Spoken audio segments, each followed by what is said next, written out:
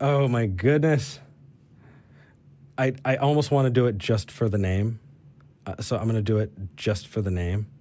Adrian! You've probably heard that your entire life. I'm so sorry. You're talking to Eric and Jenna. How's it going? Yeah, that's the first time I ever heard that one. Hi, Adrian. At least we're original. Thank you. Just thank you. Adrian, what would you like to talk about today, other than my absolute lack of creativity? No, I just wanted to talk about what I believe and why. And Cool. I spoke to you before the last time, Eric. I don't know if you remember talking to me. I called in, gave the. It's kind of like that last caller, just not as mean, but like the courtroom analogy. Uh-huh. And then I just give the evidence, though, is more scientific and like the moon and DNA and the tilt of the earth. Yeah, he went into prophecy, and then he was like, "You don't do this," and I was like, "Whoa, dude, you don't know me at all. Like, ask me." I mean, wouldn't the honest thing be to ask, like, so that we're on the same page before just accusing? That was rough. Yeah, it's probably Father's Day something. Yeah, I don't know. Even in my debate with David Wood, I stopped and I was like, "Do you believe this? I don't want to put words in your mouth." Mm-hmm. But anyway, I'm talking shit about somebody who's not even on the air, and that's not a nice thing for me to do. Adrian, what would you like to talk about? Well, I apologize on behalf of believers out there for that last caller, but yeah, I just give the evidence, like the tilt of the earth and the plate tectonics and the ozone layer and the magnetic field and the position of Jupiter, which protects us from incoming asteroid strikes.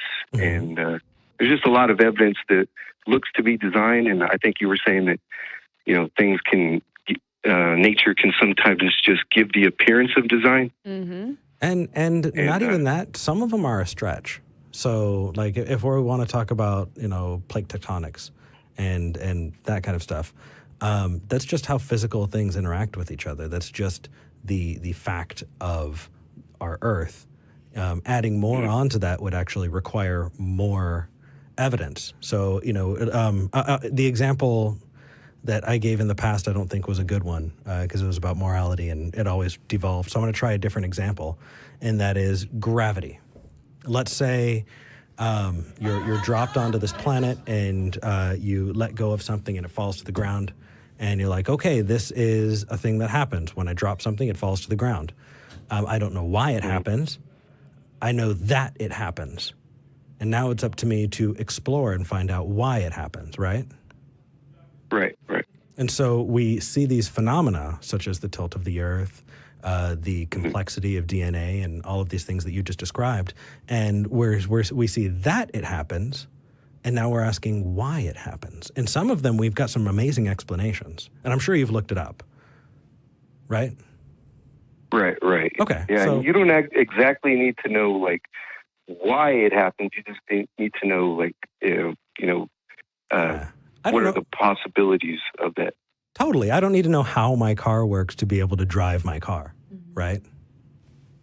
But it can be helpful when you need to work on it. Yeah, but it's not like you had to sit me down and to show me how internal combustion engines work so that I'd be able to understand how to drive a car. Well, but that's what I mean, is to use that analogy to apply it to our own lives. I don't necessarily need to know how I'm functioning to function. Right. But it's helpful. Or like if you didn't know, if you saw a car that it didn't have the maker on it or who made it or anything like that, and this is your first time seeing a car, you could still make that determination that the car was designed by somebody without actually knowing. Maybe not right away. If you've never seen a car before, maybe, it's not safe to jump to assumptions right away. Give it a sec, look at it before you come to any conclusions. In this example, it would be as if I was dropped onto an alien planet and I saw like a mound of blurb. Right. And I don't know if somebody's going to get into that blurb and fly it away or if it's just always been there, So not necessarily. But I really quickly want to just finish up the point that I was making. I was kind of drawing a circle around this, And that was, it sounds, I bet we could go in and you can describe how a lot of these forces and how a lot of the physics operates in our universe. And it's a wonderful and exciting thing to do. And regardless of your conclusions, look into it because it's awesome. But there's a story that strikes me here. And I've heard that it was debunked, and it breaks my heart, but it still is a good one. And it's the story of Laplace and Napoleon. And Laplace had written a book that described how the heavenly bodies moved across the night sky and the orbits of the planets, essentially, right, around the sun. And so you have Laplace, who was called in by Napoleon because in all of these models and all of the math, it's beautiful. It's incredibly intricate. And Napoleon calls him in and says, Laplace, this is amazing, but where's God in your model? I'm looking at it and I see their orbits and I see how they're interacting with each other, but where's God? And Laplace famously says, God's not needed. Yeah, it works perfectly fine without it, right? Yeah. And then, but so we kind of have to see where God is first to be able to, do that. Otherwise, we've got the God of the gaps things. But you let me talk a lot. Laplace forgot. Yeah, what Laplace was forgetting though is that there's only two options, right? It's just God or no God. So that is one of the options is God. So, So is Peter Pan. If you don't know all your options, you could make a wrong choice if you don't know what all your options are. You're close. I'd love to correct that just a little bit because I know where you're going with this. And so just to help you in the future, you have infinite options, but in the statement, God or no God, that's a binary, right? So you have A, which is the statement, a God exists. The negation of that statement. A creator God. Remember, we're not discussing any specific gods until after we've proven a creator God, because we may not even need to get into those other gods. We could save a whole lot of time if we could just prove that there is no creator God. But I would argue that a creator God is a subset of a God, right? Because then you say specific God. Can I define a God that's not a creator? So that. Right. A creator God is an option, yes, but also nature is an option too. Well, so we're talking about any God. There's two options. Well, hold on. What I'm saying is the negation is not a God exists.